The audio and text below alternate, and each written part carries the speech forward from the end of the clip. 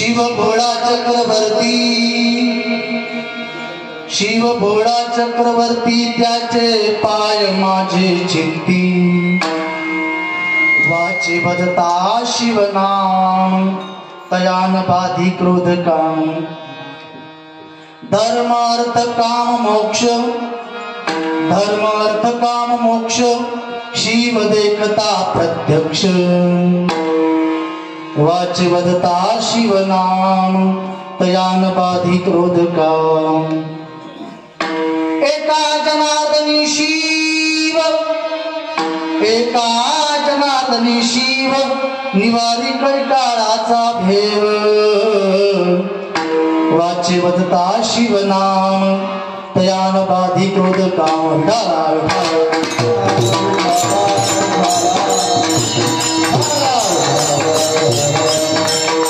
नमो विठ्ठला राजा पांडुरंगा,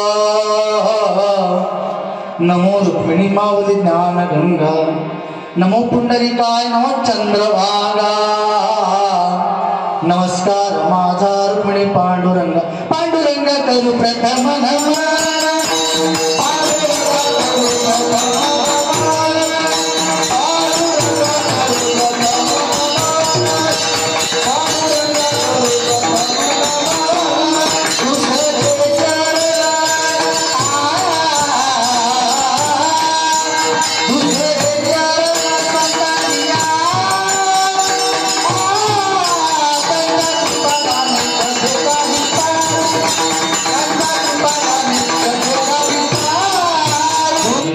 पुरीरम्य सिंहासनस्थं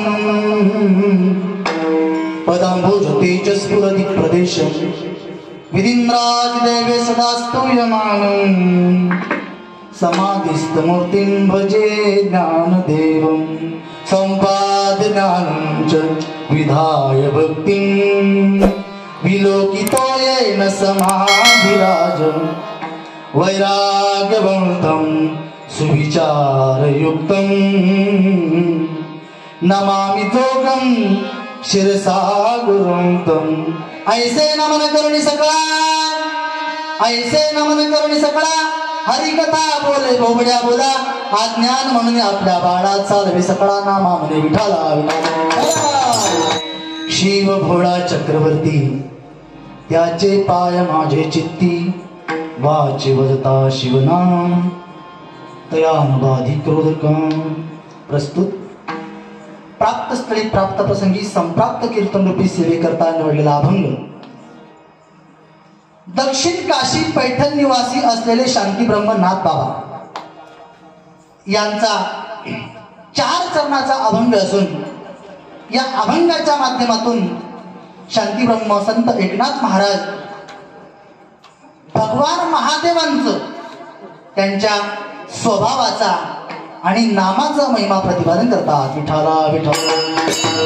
कीर्तन रूपी सेवेला प्रारंभ करण्यापूर्वी अल्पसा पर्याय द्यायचा तो असा, सालाबाद प्रमाणे याही वर्षी आपल्या श्री क्षेत्र खडकी या नगरामध्ये पंचमदिनी अखंड हरिनाम कीर्तन सप्ताह हा आयोजित झालेला आहे। बघा, या खडकी नगरामध्ये आल्यानंतर आम्हाला विशेषत्वाने आठवण येते ती आमच्या गुरुनाम गुरु आमच्या मृदंग महर्षी वैद्य बाबांची, आणि त्यांचं नाव सांगूनच आम्ही एकमेकांना बोलवतो की चला वैद्य बाबांच्या पदस्पर्शाने ही भूमी पवित्र झालेली आहे। म्हणून आज या ठिकाणी सेवा म्हणजे बाबांच्या दरबारातली सेवा। विठाला विठाला।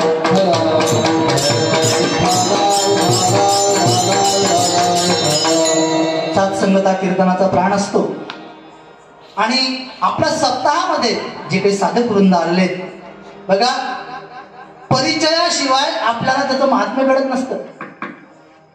म्हणून या ठिकाणी साथीसाठी आणि आपल्या इथे आलेले आमचे सद्गुरू जोग महाराज वारकरी शिक्षण संस्थेचे आदर्श विद्यार्थी, आदर्श माजी विद्यार्थी, आमचे ज्येष्ठ गुरुबंधू श्री भक्तपरायण कैलास महाराज आनंदे महाराजांचं जी साधना आहे ती खरं तर गृहस्थाश्रमी असून 4 धाम यात्रा त्यांनी पायी केली।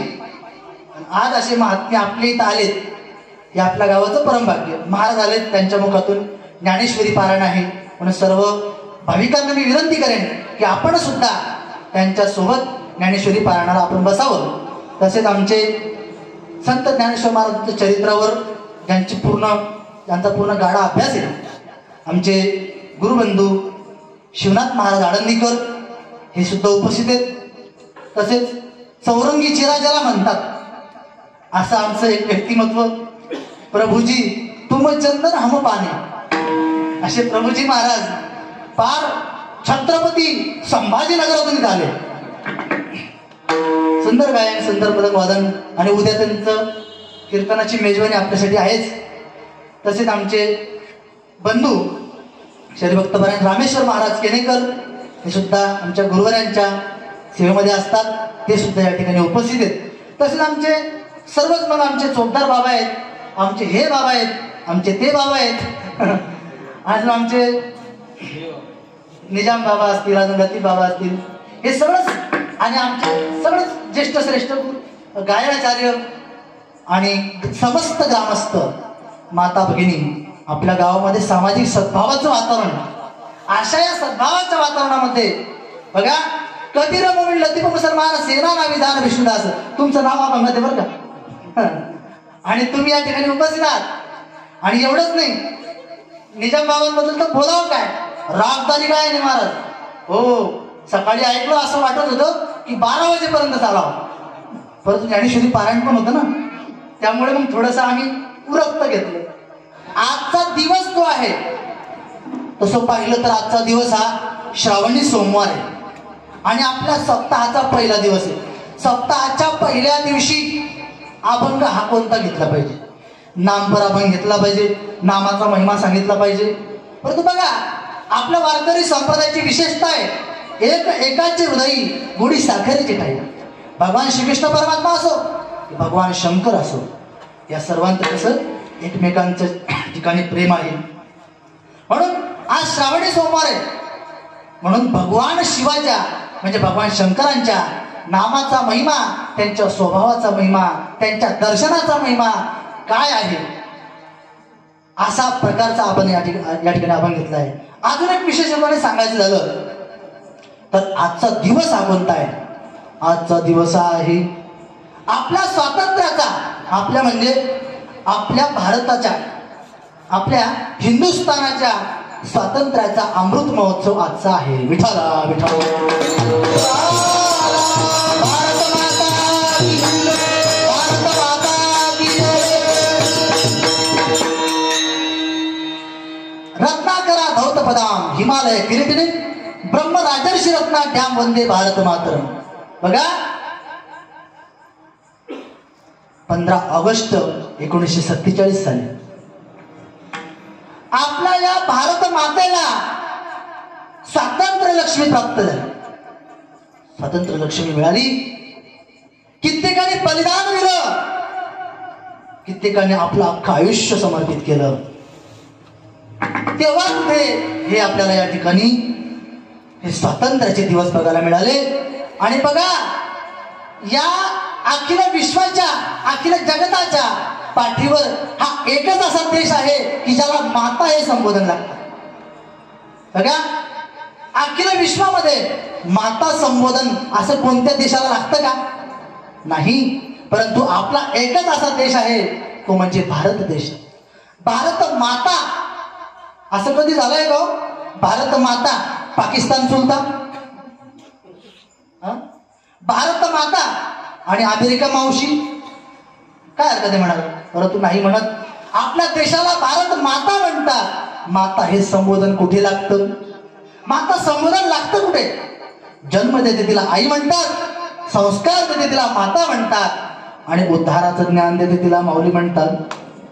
बघा, जन्म दिला परंतु संस्कार दिले नाही, ती फक्त आई आहे. आणि जिने संस्कार दिले ती माता आहे. बघा, जन्म दिला परंतु संस्कार दिले नाही.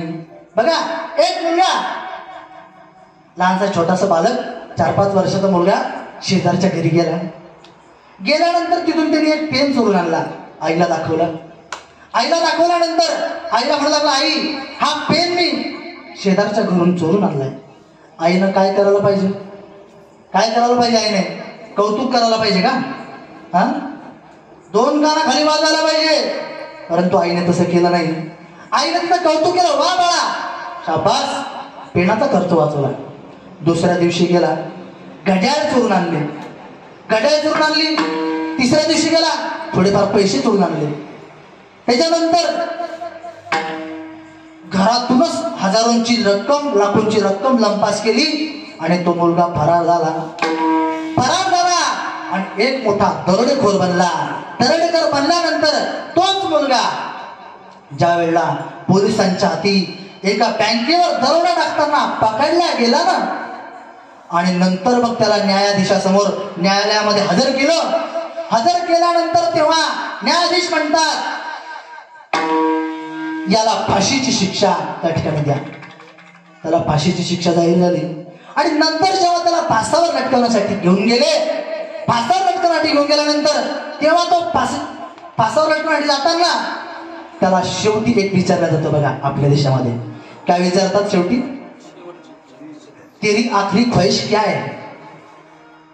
तेरी आखरी ख्वाहिश क्या है, असा प्रश्न त्याला विचारल्यानंतर तेव्हा तो उत्तरला, ज्या आईने मला जन्म दिलाय ती आई, मला एकदा त्या आईचं दर्शन घ्यायचंय, असं त्याने इच्छा व्यक्त केली.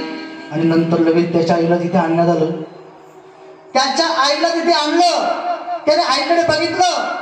तिने जन्म दिलेला आहे म्हणून तिच्या चरणांचा फक्त स्पर्श केला. आणि आईने जेव्हा त्याला कडकडून मिठी मारली, आई ढसा ढसा रडत होती की माझ्या पोटचा गोळा आज या ठिकाणी फासावर लटकणार आहे, मला सोडून जाणार आहे.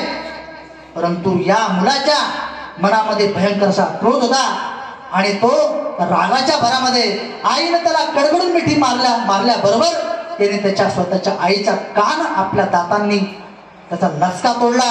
कान रक्तबंबाळ झाला.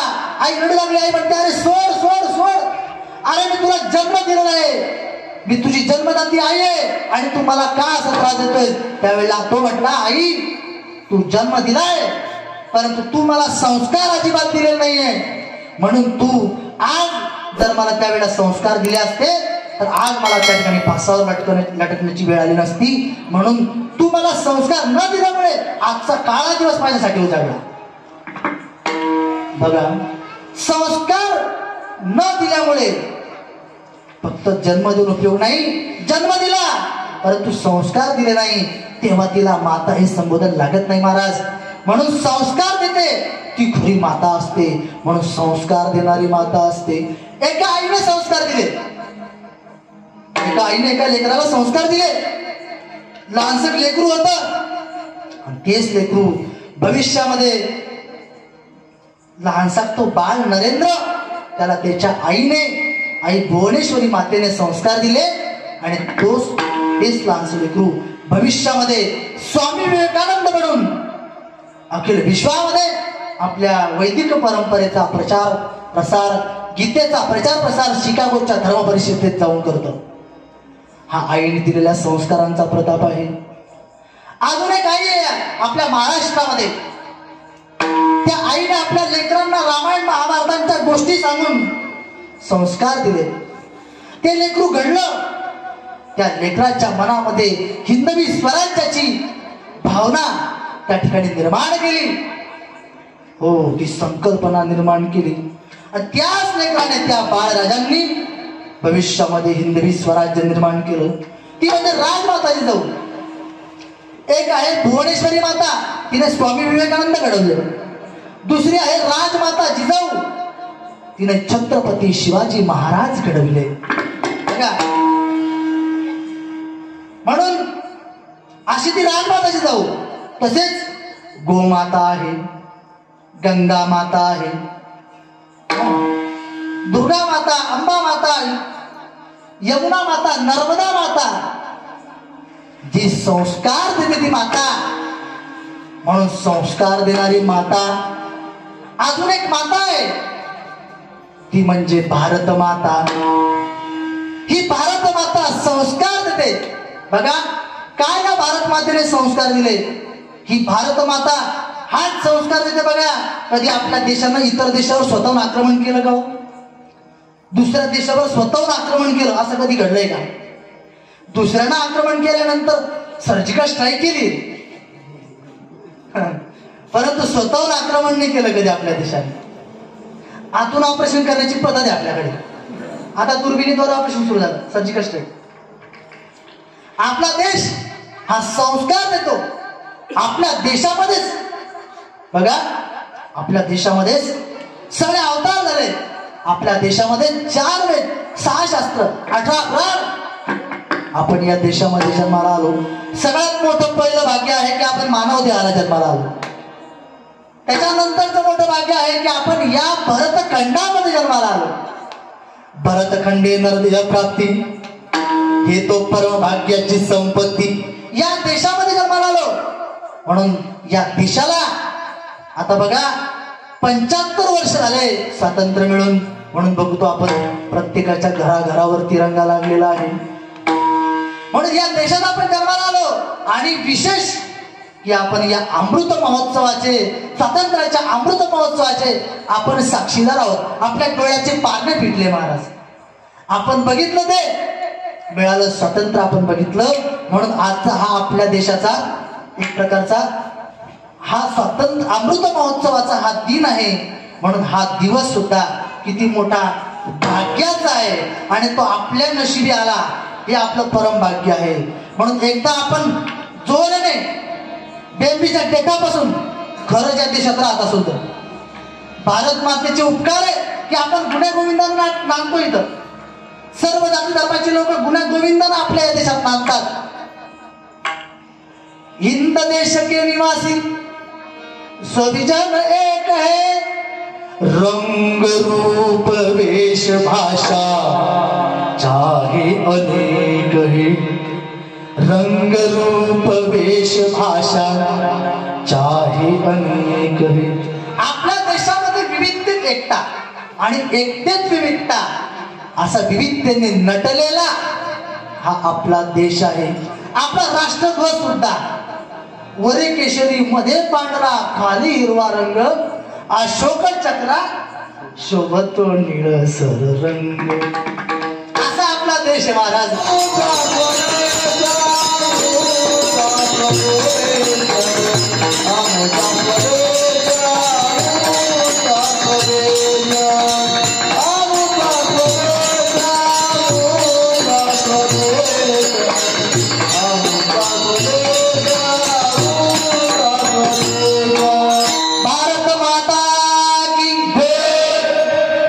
भोळा चक्रवर्ती त्याचे पाय माझे चित्ती, वाचे वदता शिवनाम तयानबाधित काम. आपल्या वैदिक सनातन हिंदू संस्कृतीमध्ये 33 कोटी देव आहेत असं म्हणतात आणि आहेत सुद्धा. 33 कोटी म्हणजे, कोटी म्हणजे आकडा नाही, कोटी शब्दाचा अर्थ आहे प्रकार. 33 प्रकारचे देव आहेत. त्यातल्या त्यात 5 देव असेल की ते म्हणजे अनादि देव आहेत. त्याला देव पंचायतन असं म्हणतात. बघा कोणकोणते 5 देव आहेत. एक म्हणजे गणपती, दुसरी म्हणजे शक्ती, तिसरे म्हणजे सूर्य, त्यानंतर महाविष्णू आणि शिव म्हणजे शंकर भगवान महादेव. असे देव पंचायतने 5 अनादि. हे कधीच मरत नाही, कधीच जन्माला येत नाही, हे अनादीच. असे हे गणपती बाप्पा त्यापैकी पहिले. जे गणपतीची उपासना करतात त्यांना गणपत्य म्हणतात. जे शक्तीची उपासना करतात त्यांना शाक्त म्हणतात. जे सूर्याची उपासना करतात त्यांना सौर म्हणतात. जे महाविष्णूंची उपासना करतात त्यांना वैष्णव म्हणतात. आणि जे भगवान शंकराची उपासना करतात त्यांना शैव म्हणतात. विठाला विठाला.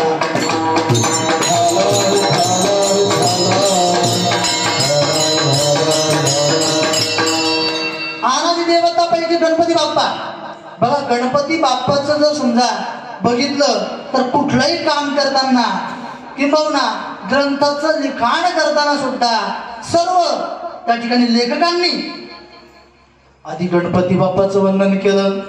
भगवान श्री ज्ञानोबर आहे ओम नमो आद्या वेद प्रतिपाद्या जय जय स्वसंवेद्या आत्मरूपा देवा तुझी गणेशू सकलार्थमती प्रकाशू मने निवृत्तीदासू अवधारी जोजी. गणपती बाप्पाचं आधी नुसतं वंदन नाही केलं तर अख्खं वर्णन केलं. शब्दरूपी हे शब्द अशेष त्याची मूर्ती सुवेश. सुरुवातीच्या ज्या किती 25 20 सुरुवातीच्या 20 ओव्या ज्या आहेत त्या सगळ्यामध्ये शब्द ब्रह्मरूपी गणपती एकदम सुंदर असा नटवला ज्ञानोबारायांनी. म्हणजे तो गणपती म्हणजे कोणता? जो अनादि दैवत आहे. बघा भगवान शंकर आणि पार्वती माता यांचा विवाह चालू आहे. यांचं लग्न चालू आहे. लग्न लागतंय शिवपार्वतीचं आणि पूजन चाललंय गणपती बाप्पाचं. झोपले का तुम्ही सगळे? गणपती बाप्पाच्या आई वडिलांचं नाव काय? शिवपार्वती. मग शिवपार्वतीचं लग्न चाललं आणि गणपती बाप्पाची पूजा झाली. कस काय संगती लागती? गणपती बाप्पा आले कुठून? तिथे तिथे मुलगा म्हणून पूजा आहे का? मुलगा म्हणून जन्म सुद्धा झाला नाही, परंतु पूजन चाललंय अनादि दैवत आहे म्हणून. विठाला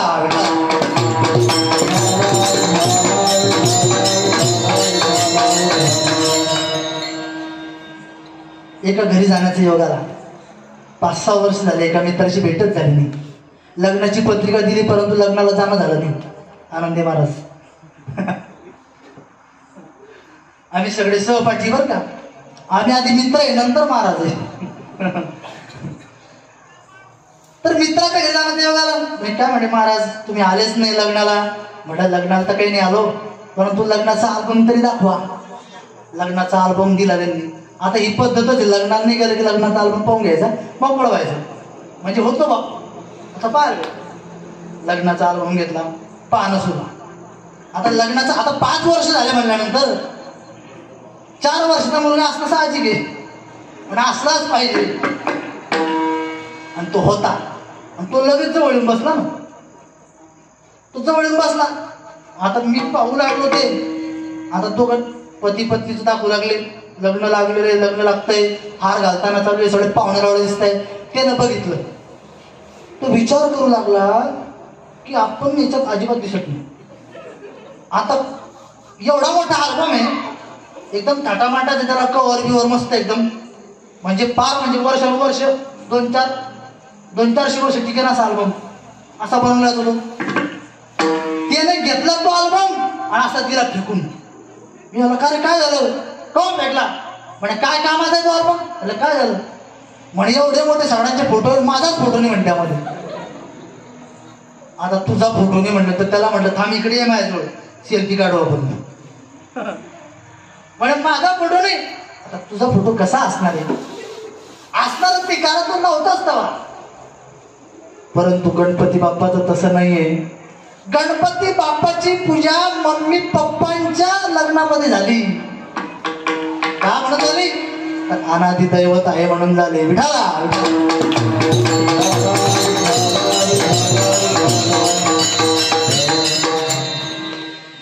तशी शक्ती अंबा माता, दुर्गा माता ही सुद्धा अनादि आहे. ही भवानी माता ही सुद्धा अनादि आहे. अनादि अंबिका भगवती, अनादि अंबिका भगवती, अंबिका भगवती,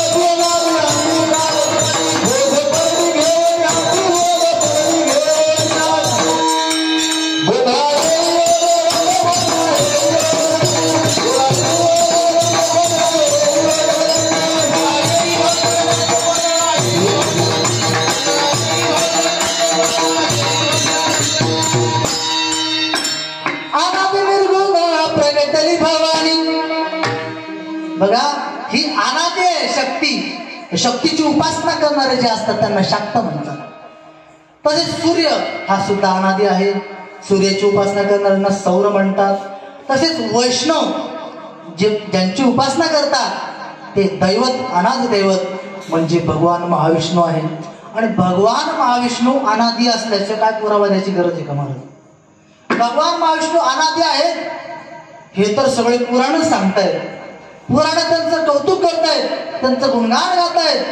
बघा, पहिले कोठ्याची नव्हते काही, चंद्र सूर्य तारा नाही, अवघे शून्यची होते पाही, कान्होबा तेरे तेरे ते तेरे तेरे ते. बघा, आपल्या शाळेमध्ये शिकवलं जातो डार्विनचा सिद्धांत. एक व्हॉट्सअपला मेसेज फिरतोय, काय डार्विनचा सिद्धांत. बाप आणि मुलगा त्यांच्यातला संवाद दाखवतात ते. महाराज हे प्रबोधन कीर्तनातून झालं पाहिजे. डार्विनचा सिद्धांत सांगतो म्हणे की आपले पूर्वज कोण होते, आपले पूर्वज कोण होते. काय म्हणे माकड आपले पूर्वज होते. माकड. बंड्याला विचारलं गुरुजींनी. गुरुजी म्हणतात बंड्या, काय रे बंड्या, आपले पूर्वज कोण होते सांग. बंड्या म्हणतो गुरुजी मला काही माहिती नाही आपले पूर्वज कोण होते. अरे येड्या, अरे मूर्खा बंड्या, आपले पूर्वज माकड नव्हते का. बंड्या म्हटलं हो गुरुजी तुमचे पूर्वज माकड असतील, आमचे नाही. तुम्हाला असं वाटतं का आपले पूर्वज माकड आहे म्हणून. माकडाच्या वंशातले आहे का आपण. जर माकडापासून जर आपली उत्पत्ती झाली होती तर मग आपल्यापैकी कोणाला एखाद्याला शेपूट आहे का. किंवा आताच्या माकडापासून माणसं बनताय का. काय निराधार ते सांगतील ना आपण ऐकत. वा वा वा वा. मला एकानं असाच मेसेज करा, महाराज हे म्हटलं मी ज्ञानोबाऱ्या तुकोबाऱ्या शिकवून ऐकत नाही. ज्ञानोबाऱ्या तुकोबाऱ्या सांगतील तेच करत. डाळून बिळून घ्या सगळा खड्ड्यात. विठाला विठाला.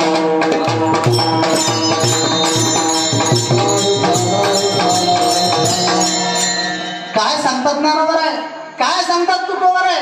ज्ञानोबाराय म्हणतात वेद मार्गे मुनी गेले, त्याचे मार्गे चाललो, नकळ्याची विषयांना म्हणून उघड बोललो. बघा, हे जे विषयांध लोक आहेत, जे आपल्या संस्कृतीला सोडून त्यांना दुसऱ्याची संस्कृती प्रिय वाटते. बघा, आपली संस्कृती किती सर्वसमाविष्ट आहे, किती व्यापक आहे, सगळ्यांना घेऊन चालणारी आहे. बघा, एखाद्यानंतर म्हटलं मी देवच मानत नाही तरी सुद्धा तो आपलाच आहे. एखादी जर म्हटलं मी मूर्ती पूजा मानत नाही, अरे तू नसेल मानत, तू आर्य समाजी. मग म्हणजे आपली संस्कृतीमध्ये इतके ऑप्शन आहेत, इतके त्या ठिकाणी विकल्प आहेत, म्हणून आपली संस्कृती किती श्रेष्ठ आहे. ज्ञानोबा म्हणतात वेद मार्गे मुनी गेले, त्याची मार्गे चाललो, नकळेची विषय अंदा. जे आजकालचे जे पाखंडी आहे ते नकळेची विषय आणत होते. आणि असे लोक म्हणतात की माकडापासून आदिमानवापासून असं होतं तसं होतं. तसं नाही. काय होतं हे श्रीमद भागवत सांगतं. काय होतं आपले पुराण सांगतात. तुम्ही म्हणाला पुराण मानत नाही. तुम्ही काय मानत नाही, तुमची माय मानत होती, तुमचा बाप मानत होता.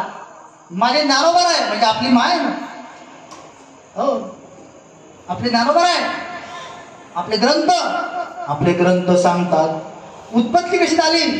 पहिले कोटीची नव्हते काही, चंद्र सूर्य तारा नाही, अवघे शून्याची होते पाही. शून्य होत, त्या शून्यातून ते शून्य जो निराकार अव्यक्त ते आकारले रूपाले गुणवंत तो परमात्मा आला नावा रूपा, तुका म्हणे झाला सोपा. असा तो अनादी महाविष्णू, भगवान महाविष्णू हे अनादी आहे. उठाला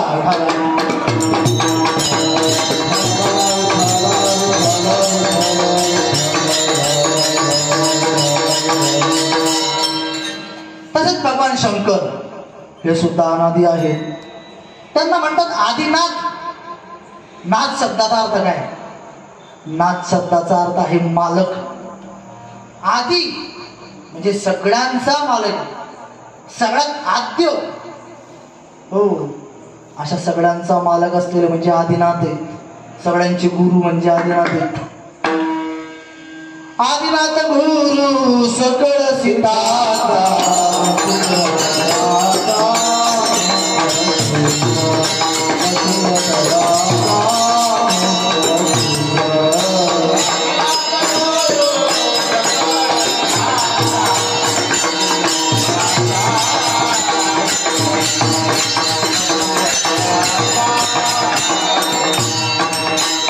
Oh,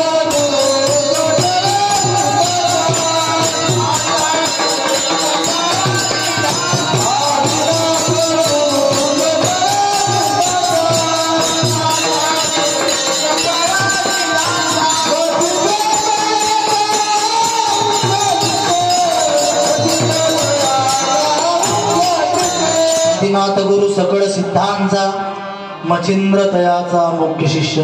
आदिनाथ म्हणजे भगवान शंकर परमात्मा. अशा भगवान शंकर हे अनादी आहे आणि सगळ्यांचे मालक आहे असे भगवान शंकर. बघा एकदा असं झालं ते किती अनादी आहे. नारद मुनी गेले कैलास पर्वतावर. कैलासात गेल्यानंतर भगवान शंकर तिथे नव्हते, फक्त होत्या पार्वती माता. ऐका बरं, झोपले का तुम्ही सगळे? झोपले का? लक्षपूर्वक ऐका म्हणजे झोप लागणार नाही. नारद मुनी गेले कुठे? कैलासात गेल्यानंतर पाहिलं तर पार्वती माता होती. नारायण नारायण. आलं लक्षात? नारद मुनी म्हणतात, आई साहेब कसा चालला संसार? एकदम उत्तम चाललाय. म्हणे सगळं ठीक आहे ना? म्हणे हो. काही भांडण तंटा? म्हणे अजिबात नाही. बर म्हणजे सगळं चांगलं ना? म्हणे हो. म्हणे मग एक तुम्हाला विचारायचं होतं. म्हणे काय? आता नाही त्या गोष्टी उकरून काढणार नाही म्हणजे तर नारद मुनीच नाही. नारद मुनी म्हटल्यानंतर सगळं मागचं काढणार, पुढचं काढणार, सगळं माणसाला चिकित्साच करायला लावणार. कळीचे नारद. असे नारद मुनी म्हणतात, तुम्हाला असं वाटतं का आई साहेब? म्हणे काय? तुमच्यावर खूपच प्रेम आहे म्हणून भगवान शंकरांचं. प्रश्न आहे का? यात काय संशय आहे? म्हणे नाही. मग मला सांगा, जर खरं प्रेम आहे तर म्हणजे तुमच्या तो सगळ्या गोष्टी ते सांगतच असतील. म्हणे हो सांगतात ना सगळ्या. म्हणे सगळ्या गोष्टी सांगतात. म्हणे मग एक विचारू का? तुम्हाला सांगितलं का त्यांनी कधी? सगळ्या गोष्टी सांगत नाही तुम्हाला ते. तुम्ही विचारत बी नाही त्यांना, ते पण तुम्हाला सांगत नाही सगळ्या गोष्टी. बायकोजवळ सगळं सांगू नये असा काही नियम आहे का? तर सगळं सांगितलं तर सगळंच जातं मग. म्हणून बायकोजवळ काही गोष्टी सांगा, काही गोष्टी सांगू नये. म्हणून भगवान शंकर तुम्हाला काही सगळं सांगत नाही म्हणे. असं म्हटल्यानंतर पार्वती माता म्हणे असं कधीच होऊ शकत नाही, कारण त्यांचं माझ्यावर इतकं प्रेम आहे ते कधीच लपवणार नाही. बर मग त्यांना विचारा तुम्ही, त्यांनी कधी सांगितलं का तुम्हाला त्यांच्या गळ्यामध्ये सर्प का ते घालतात म्हणून? त्यांनी कधी सांगितलं का की डोक्यावर त्यांनी चंद्र काय बसवलाय? हा, त्यांनी कधी सांगितलं का की त्यांच्या गळ्यामध्ये मेलेल्या मृतदेहांचे मुंडके काय? त्यांनी कधी सांगितलं का त्यांच्या गळ्यामध्ये ते मुंडके कोणाचे हे सांगितलं का? पार्वती माता म्हटली, अरे बाप, हे तर कधीच सांगितलं नाही मला. हे कधीच नाही सांगितलं ना. आता पाहते मी त्यांना. आता येऊ द्या ना, आता पाहतीस असं पार्वती माता म्हटली. त्या ठिकाणी नारद मुनी म्हटले, बस झाला आपलं काम. आता इथून पुढच्या काही पाहायची गरज नाही. आता आई साहेब पाहून घेतील काय करायचं. नारद मुनी नारायण नारायण म्हणत निघून गेले. नारायण नारायण म्हणत निघून गेल्यानंतर मग रस्त्यात भेट झाली भगवान शंकराची. कुठे गेलते? आपल्याकडेच गेलतो. बापरे, आता नवीन काहीतरी प्रकरण आहे. आलं तर पाहिल्यानंतर काय? कैलासामध्ये पाहिलं, बेडरूम मध्ये पार्वती माता नाही, बैठक रूमेत पार्वती माता नाही, किचन रूम मध्ये पाहिलं तिथं बी नाही. आता या पण काळात, त्या काळात हे करून एक्स्ट्रा होते, शिल्लक होती, जी आताच्या काळात नाहीये. मला असं वाटतं ती पण आता भांडली पाहिजे. कोणती? कोप भवन. म्हणजे महिला मंडळाला जर राग आला त्या खोलीत जाऊन बसायचं, अंधार करून टाकायचा, खरा सगळं लाइटिंग बिटिंग सगळं बंद करून टाकायचं आणि सगळं अलंकार असे फेकून द्यायचे, काहीच ठेवायचं नाही. आणि एकदम म्हणजे रागाच्या भरा. ते कोप भवन पूर्वी असायचं. ज्या वेळेला त्या विकल्प घुसला काही काहीच्या बुद्धीमध्ये, ती पण कोप भवनात जाऊन बसली होती. दशरथ राजा गेले, म्हटले, कोकिल कंठी गजगामिनी मृगनयनी, असं कौतुक करू लागले. ती म्हणली, तिकडं काही माता आता ती करत होती. तसं हे चालू झालं इकडं. आताच्या काळात नाही हे कोप भवन. हे पुरुष वर्गाचं भाग्य आहे की आताच्या काळात हे कोप भवन नाही. आता महिला मंडळाने जर हा विचार केला, कारण की आता राष्ट्रपती सुद्धा महिलाच आहे, आता निर्णय घेतला तर होऊ शकतो. म्हणजे तुमच्या मागण्या पूर्ण होऊ शकतात. पार्वती मातेला शोधलं, पार्वती माता कुठेच भेटेना. नंतर भगवान शंकर म्हटले, नारद मुनी इकडून गेले म्हटल्यानंतर इथं काहीतरी झालेलं आहे, आता कोप भवनात शोधायला जाऊ. कोप भवनात शोधायला गेले. पार्वती माता एकदम अस्ताव्यस्त म्हणू लागले, देवी एक नाही दोन नाही, अजिबात बोलला. काय झालं? काय जा तिकडे म्हणे, तुम्ही काही सांगतच नाही मला. म्हणे काय सांगितलं नाही मी तुला? म्हणे तुम्ही कधी सांगितलं का मला तुमच्या गळ्यामध्ये ते मुंडक्याची माळ आहे म्हणे, ते कोणाचे नेमके हे कधी सांगितलं का? भगवान शंकर म्हणले, मी सांगू नये तू ऐकू नये, मी पण सांगू नये तू पण ऐकू नये. नाही मला सांगा. म्हणे रिकामा हट्ट करू नको, हे काही विचारण्याची गोष्ट आहे का? हे मुंडके कोणाचे चे केले त्यांचे? नाही मला सांगत म्हणे. सांगत म्हटल्यानंतर मग आता भगवान शंकर म्हटले, खरं तर मी तुला सांगूच नाही, परंतु तुझा आग्रह आहे, इतका जर मोठा आग्रह तुझा आहे तर आता सांगितल्याशिवाय पर्याय नाही. सांगू का? भगवान शंकर म्हणतात पार्वती मातेला, सांगू का? पार्वती माता म्हणली, सांगा. ऐकण्याची ताकद आहे तुझ्यामध्ये? ते मुंडके नेमके कोणाची ते ऐकायची? हो म्हणे, सांगा तुम्ही. तुम्हाला ऐकायचे का? इथे उपस्थित असलेल्या सर्वांना ऐकायचे का भगवान शंकराच्या गळ्यातले मुंडके कोणाचे म्हणून? सांगू का? वेळ कमी आपल्याकडे म्हणून विचारतोय. एक होता सांगू, दुसरा होता नको सांगू. सांगू चढला झाडावर, खाली उरला. सांगू का नको सांगा पटकन? काय बाकी इतर गावाचे लोक मस्त बोलतात पटपट पटपट. आपली बस्ती असल्यामुळे सांगण्याची अजून की बस्ती बसते नाही. बरं जाऊ द्या, सांगतो. म्हणे ऐक म्हणे, ते मुंडके कोणाचे नेमके? पार्वती माता म्हटली, सांगा. हे गळ्यातले सगळे मुंडके, हारातले सगळे मुंडके तुझेच आहेत म्हणे. तुझेच म्हटल्यानंतर पार्वती मातेला लगेच गर चक्कर आले. पार्वती माता खाली पडली. भगवान शंकरांनी पार्वती मातेला उचललं आणि त्या ठिकाणी पाणी घेतलं, पार्वती मातेच्या तोंडावर तिथे मारलं, शिंपडलं. शिंपडल्यानंतर पार्वती मातेनं डोळे उघडले. म्हणे मी आहे का अजून? म्हणे हो आहे. तुला म्हटलं होतं ना विचारू नको म्हणून, तू विचारलं म्हणून मी सांगितलं. म्हणे पण काही पण सांगता म्हणे तुम्ही सांगावं मी ऐकावं? म्हणे हो.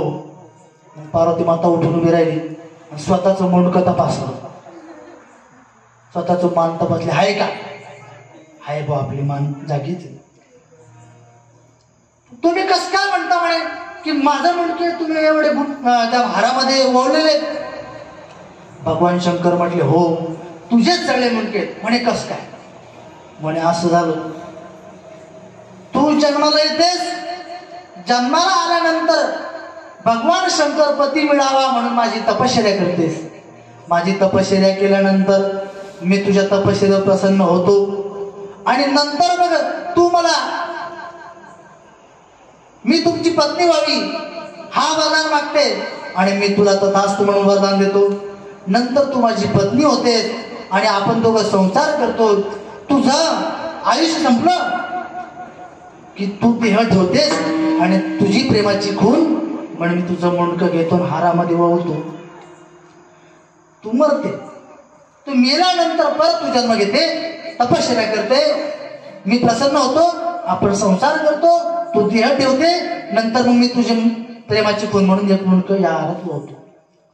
परत तू मेल्यानंतर परत तू जन्म घेते, जन्म घेतल्यानंतर तू परत तपश्चर्या करते, तपश्चर्या केल्यानंतर मग परत त्या ठिकाणी मी तुला प्रसन्न होतो, मग आपण दोघं संसार करतो, तुझं आयुष्य संपतं, तू मरते आणि नंतर मग मी तुझी प्रेमाची खून घेऊन मी माझ्या हारामध्ये वळवतो. चालू दे का असं रात्रभर? रात्रभर चालू दे का असे हो ना? पार्वती माता म्हटली, वा वा वा वा वा, तुम्ही सांगावं मी ऐकावं. म्हणजे मीच जन्म घेते, मीच मरते आणि तुम्ही जिवंतच राहता? असं कसं काय? असं कसं काय? मग त्या ठिकाणी भगवान शंकर म्हणतात, मला जन्म पण नाही आणि मला मृत्यू सुद्धा नाही.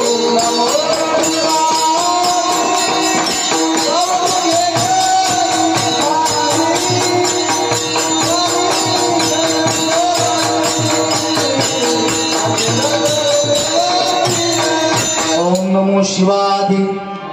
भगवान शंकर हे अनादि दैवत आहे आणि असं हे अनादि दैवत नुसतं अनादि नसून हे कसं आहे, जे अत्यंत भोळे. बघा, प्रत्येकाचा स्वभाव ठरलेला आहे. कोणाचा स्वभाव असा रागीट असतो, कोणाचा प्रेमळ असतो, कोणाचा भोळा असतो. आमच्या शिवा आबासारखा एकदम शिव भोळा चक्रवर्ती. म्हणजे खडकी गावातून आम्हाला फक्त महाराज लोकांना तीन चार जणांचेच फोन येतात. आमचे दादा आहेत, भाऊ आहेत आणि आबा आहेत. आणि नुसती सगळ्यात चौकशी, बरं का, सुखदुःखाबद्दल सुद्धा चौकशी असते. असं कोणी नाही महाराज, कोण कोणाच्या सुखदुःखात येते. परंतु एवढंच नाही, हे प्रेम म्हणता यार. आणि भोळेच माणसं प्रेम करतात म्हणून. परंतु भगवान शंकर हे दैवत असं भोळे आहे. काही हे फक्त दिसायला भोळे, काही नुसती वरतून दिसतात भोळे, एकदम भोळे, एकदम भोळा स्वभाव. परंतु तो भोळा असा असतो, तू का म्हणे भोळा जिंकून जाणे करी का. दिसायला एकदम साधा भोळा दिसतो, एकदम येड्याची घेतो, मला काहीच कळत नसं दाखवतो. परंतु त्याने कधीच विकेट घेतलेली असते समोरच्याची, इतका तो दिसायला भोळा असतो असा तो भोळा. परंतु भगवान शंकर तसे भोळे नाही. भगवान शंकर हे ओरिजिनल भोळे. आणि अशा भगवान शंकरांचं मी त्यांची चरण माझ्या चित्तामध्ये स्थानापन्न केलेलं आहे, असं महाराज अभंगाच्या पहिल्या चरणात सांगतात. शिव भोळा चक्रवर्ती, शिव भोळा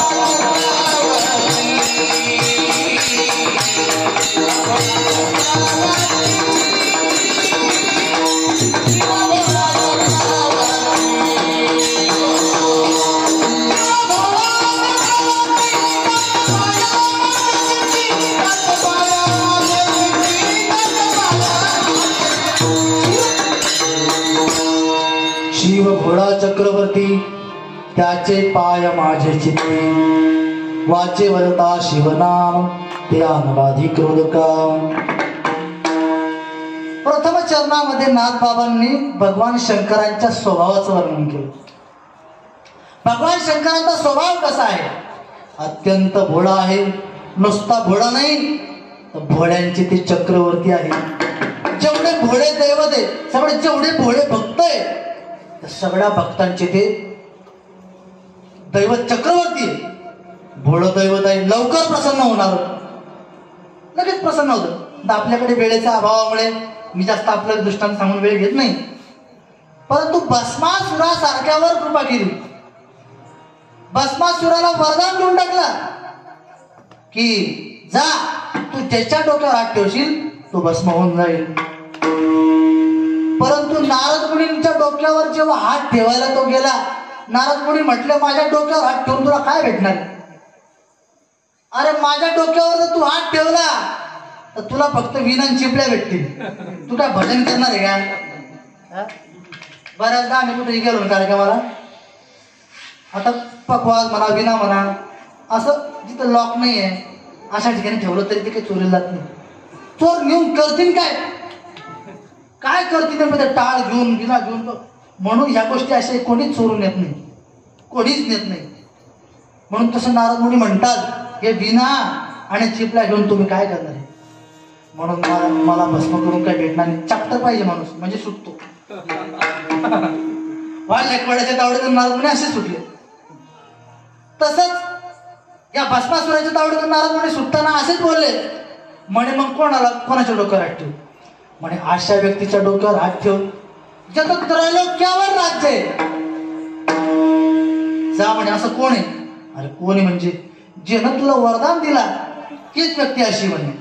की त्याच्या डोक्यावर हात ठेवल्यानंतर त्रैलोक्याचं राज्य तुला भेटेल, एवढंच नाही सुंदर बायको सुद्धा भेटेल असं म्हटल्यानंतर ते हे भाळलंच. याची नजर पान महाराज जेने वरदान दिला. भस्मासूर शेवटी भस्मासूरच गेला तो तिकडे.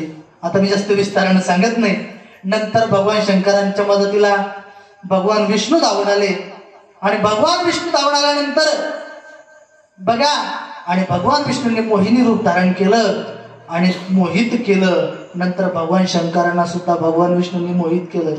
बघा आपल्या संप्रदायामध्ये हरिहरा भेद नाही नका करू वाद, एक एकाचे हृदय गोडी साखरेची ठाई. बघा ज्या वेळेला भगवान प्रभू रामचंद्र निघालेत लंकेमध्ये जायचंय, परंतु सुरुवातीला लागला समुद्र. तिथे भगवान शंकराची पिंड स्थापन केली आणि त्या भगवान शंकराच्या पिंडीला नाव दिलं रामेश्वर. भगवान शंकर प्रसन्न झाले. भगवान शंकर म्हणतात, हे परमात्मन तुम्ही मला नाव दिलं रामेश्वर, त्या नावाचा अर्थ काय मी सांगू का? भगवान शंकर म्हणतात सांगू का? प्रभू रामचंद्र म्हणतात सांगा. राम आहे ईश्वर ज्याचा, राम आहे ईश्वर ज्याचा तो म्हणजे मी रामेश्वर. भगवान प्रभू रामचंद्र म्हणतात नाही परमात्मन असा तुझा अर्थ नाही. म्हणजे कसा आहे? रामाचा आहे ईश्वर जो, रामाचा आहे ईश्वर जो तो म्हणजे रामेश्वर. बघा त्यागाची परंपरा, त्यागाची स्पर्धा. समोरच्या म्हणजे मित्राला एक एकाचे हृदय म्हणून दोघं एकमेकांचं भजन करतात. दोघं एकमेकांवर इतकं प्रेम करतात की त्याच्यामध्ये कुठल्याच प्रकारचा असा भेद दिसत नाही. भेदकासी नाड एका वेलांटीचं आड, एका वेलांटीचं फक्त त्या ठिकाणी आड आहे एवढंच, फक्त भेदाभेद करताना एवढंच सापडतं. नाही तर दोघं एकमेकांचं भजन करतात. भजन करी महादेव श्रीराम जय राम, भजन करी महादेव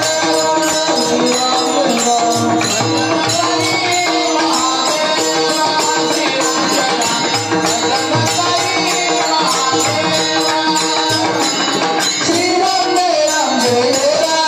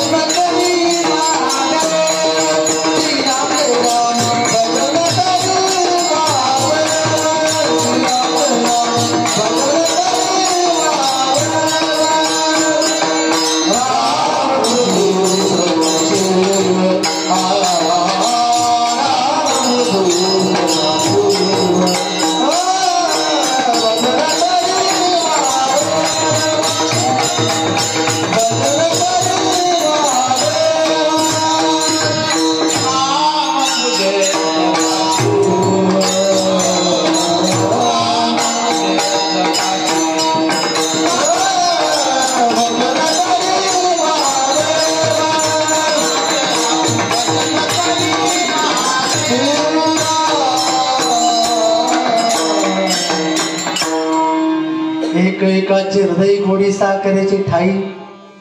भगवान श्रीकृष्ण परमात्माने ज्या वेळेला बाळकृष्ण रूपाने जन्म घेतला तेव्हा सुद्धा भगवान शंकर स्वतःहून जातात आणि बाळकृष्ण त्या रूपाचं दर्शन घेण्यासाठी तिथे जातात. परंतु दर्शन होत नाही.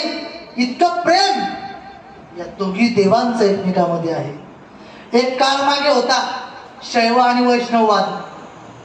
काय त्या वादाला अर्थ आहे महाराज?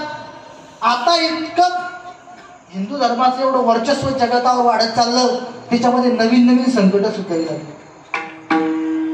लिंगायत मोर्चा वगैरे जे काही प्रकार आहेत ते म्हणता आम्ही हिंदूच नाही, म्हणजे त्याच्यामध्ये किती मोठा भेदाभेद निर्माण झाला असं नाही महाराज. जो भगवान शंकराचे असो किंवा कुठल्याही निर्गुणाची जरी उपासना करणारे असले ते सुद्धा आपण सर्व एक आहोत. हम एक है, आवाज दो हम सब एक है. म्हणून त्या ठिकाणी भेदाभेद नसावा. विष्णुमय जग, वैष्णवांचा धर्म, भिदा भेद भ्रम मंगळ. मी सांगत होतो की भगवान शंकरांवर भस्मासूर रूपी संकट आलं, त्यावेळेला भगवान विष्णू धावून आले. असे ते अत्यंत भोळं दैवत शिव भोळा चक्रवर्ती, अशा भोळ्या दैवताचे पाय मी माझ्या चित्तामध्ये स्थानापन्न केलेले आहे. चित्ताचे आसन तुका करीतो पूजन कीर्तन. बघा, त्या चित्ताचं आसन केलं, आणि त्या आसनावर भगवान शंकरांचे चरण स्थानापन्न केले. आणि नागबाबा म्हणतात, मी ते चित्तात शिवभोळा चक्रवर्ती त्याचे पाय माझ्या चित्तीत, त्यांचे चरण माझ्या चित्तामध्ये मी स्थानापन्न केले. आणि त्याच्या पुढे काय केलं? त्याच्या पुढे मी कीर्तन केलं. कोणत्या नावाचं कीर्तन केलं? ओम नमः शिवाय, ओम नमः शिवाय.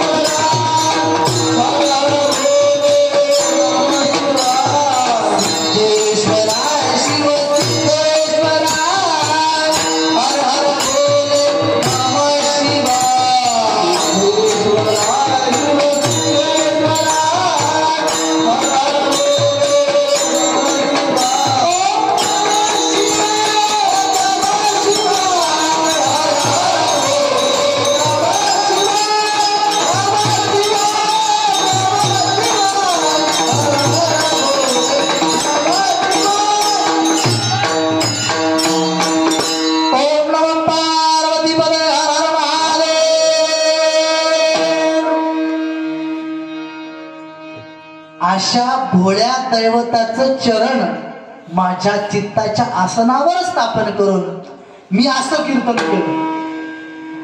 कीर्तन केलं. महाराज, तुम्ही कीर्तन केलं, त्या कीर्तनाचं काय फळ आहे? का करावं ते कीर्तन? कशासाठी करावं? का त्या शिवाचं नामस्मरण करावं?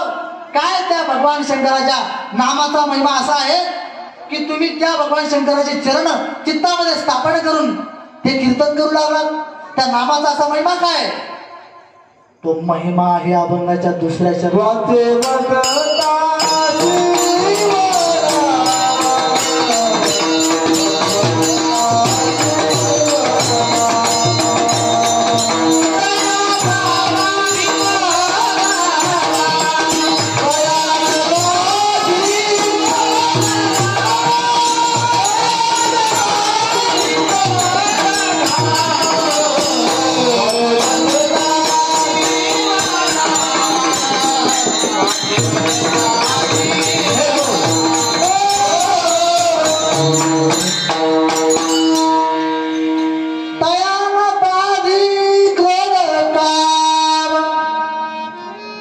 सांगणारं कोण आहे लक्षात घ्या बरं का. सांगणारं कोण आहे? मी नाही आहे बरं का. त्या भगवान शंकराच्या नामस्मरणाचा महिमा असा आहे की संत एकनाथ महाराजांची ओळखच बनून गेली. शांती ब्रह्म एकनाथ महाराज. कशामुळे? कदाचित याचमुळे. हो, किती मोठं म्हणजे क्रोधावर नियंत्रण. शांती ब्रह्म कोणालाच म्हणत नाही. एकदा आमचे गुरुवर्य शांती ब्रह्म मारुती बाबांच्या बद्दल मी असं टाकलं होतं स्टेटसला शांतीप्रभू नारदजी बाबांचं काहीतरी असं वाढदिवस वगैरे तेव्हा टाकलं होतं. एकाने कमेंट केली, महाराज शांतीब्रह्म असं उगाच कोणाला म्हणतात का? म्हणलं तुम्ही बाबांना जवळून पाहिलंच नाही. मग पहिले शांतीब्रह्म नाथ बाबा आणि दुसरे शांतीब्रह्म आमचे कुरेकर बाबा. असे बाबा बघा, हे क्रोधावर नियंत्रण आहे. नाही तर क्रोधाच्या विषयी राग, क्रोध याच्याविषयी काय असलं पाहिजे माणसाला? रागाविषयी राग असला पाहिजे, क्रोधाविषयी क्रोध असला पाहिजे. परंतु क्रोधाविषयी क्रोध नाही, तर क्रोधाविषयी लोकांना भूषण वाटते.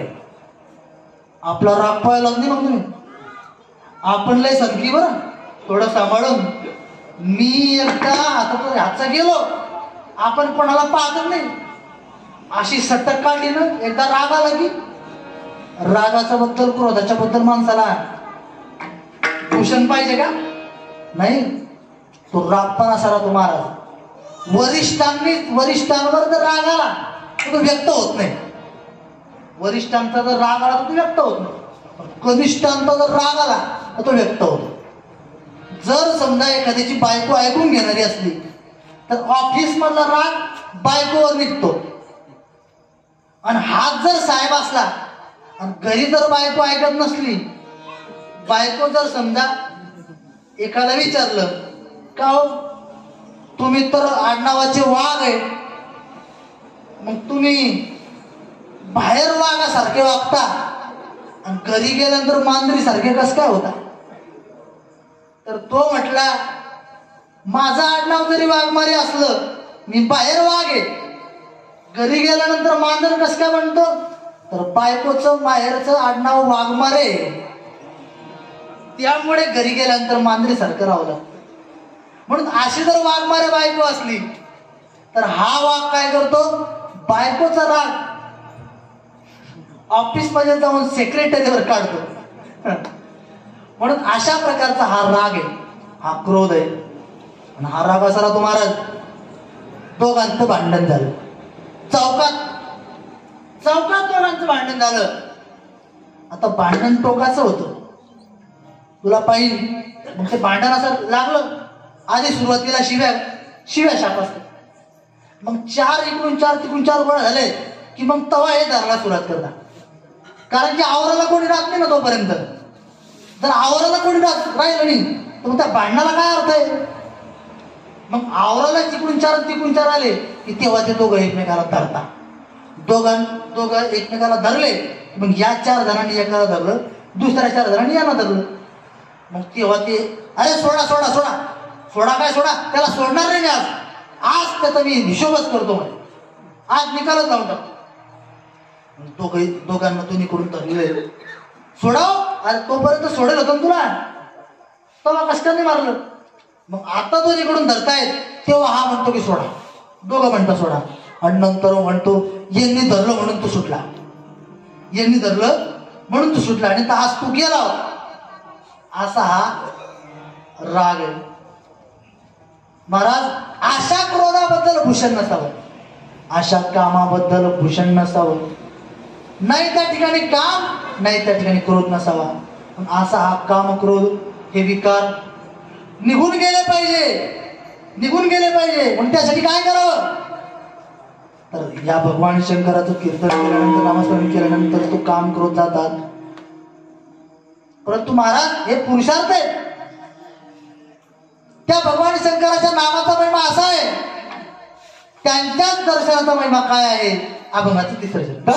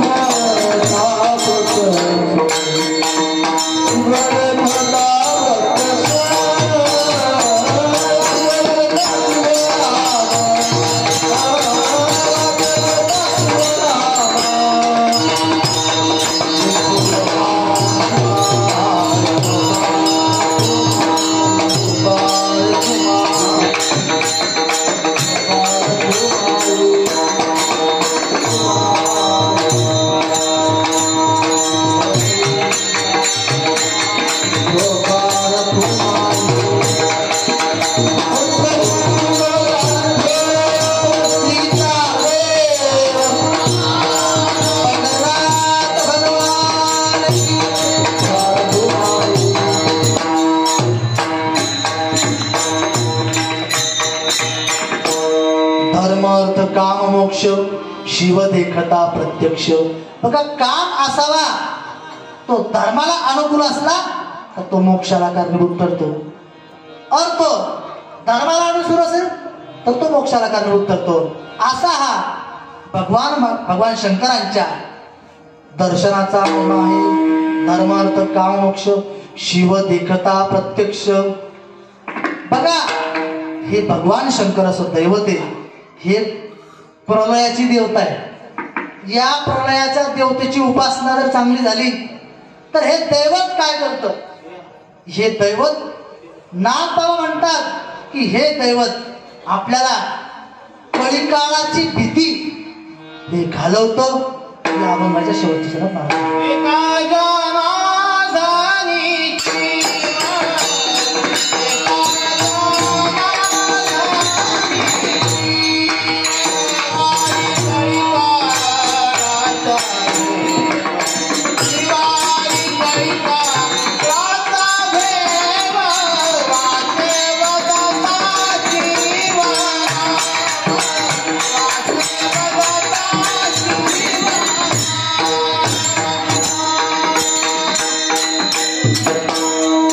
ज्ञानेश्वर महाराज